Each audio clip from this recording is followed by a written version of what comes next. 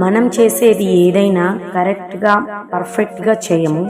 కానీ దేవుడు నా జీవితంలో నాకేమీ చేయట్లేదు, దేవుడు నన్ను చూస్తే నాకెందుకు ఈ పరిస్థితి, దేవుడు నన్ను జ్ఞాపకం చేసుకోలేదు అనేటువంటి మాటలు చర్చీలకు వెళ్ళే వారిలో మరి ఎక్కువగా ఉంటాయి.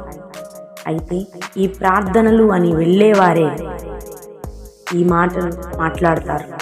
దేవుని గురించి తెలుసు, దేవుని అద్భుతాలు, దేవుని ఆశ్చర్యకార్యాలు తెలుసు, దేవుని ఆజ్ఞలు తెలుసు, దేవుని ప్రేమ తెలుసు, దేవుని పరాక్రమము తెలుసు. తెలిసి కూడా ముందు చెప్పిన విధంగా మూర్ఖంగా మాట్లాడే వారిని బైబిల్ భాషలో అవిశ్వాసులు అంటారు. అయితే మీరు బాగా దేవుని మాటను అర్థం చేసుకోండి. ఉదాహరణకు బైబిల్లో యోహాను సువార్త 15వ అధ్యాయం 7వ వచనం చూడండి.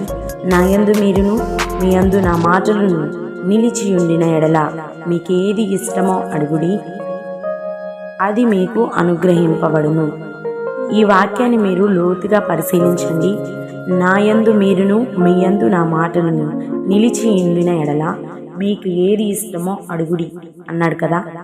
అందులో దేవుడు మొదట చెప్పిన విషయము నా యందు మీరు, రెండవది మీ యందు నా మాటలు, మూడవది నిలిచి ఉండాలి. కొద్ది రోజులు పోయేది కాదు, నిలిచి ఉండాలి. నాలుగవది అప్పుడు అడగాలి. అలా దేవుడు చెప్తే మనం ముందు 3 మాటలు డబ్బాలో పెట్టి గట్టిగా మూత పెడతాం.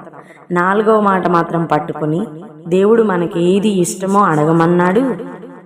అలాగ దేవుని మాట తీసుకొని నేను ఎంత ప్రార్థన చేసినా దేవుడు నాకు సమాధానం ఇవ్వలేదు, నేను మోకరించి గంటల తరబడి ప్రార్థన చేశాను, చేతులెత్తి ప్రార్థన చేశాను, నేను ఒక రోజంతా ఉపవాసం, 3 రోజుల ఉపవాసం, 7 రోజుల ఉపవాస ప్రార్థన చేశాను, కానీ దేవుడు నాకు సమాధానం ఇవ్వలేదు అని మనం అనే మాటలే.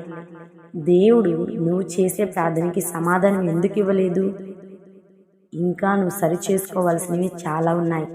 ప్లీజ్ ఒక్కసారి అక్కడే నిలబడి కొద్దిసేపు నిన్ను గురించి నువ్వు ఆలోచించు.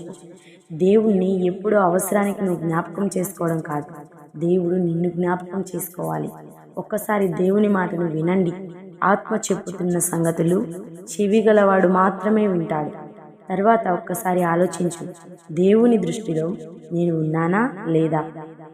అసలు నా యందు ఆయన మాటలు ఉన్నాయా లేవా?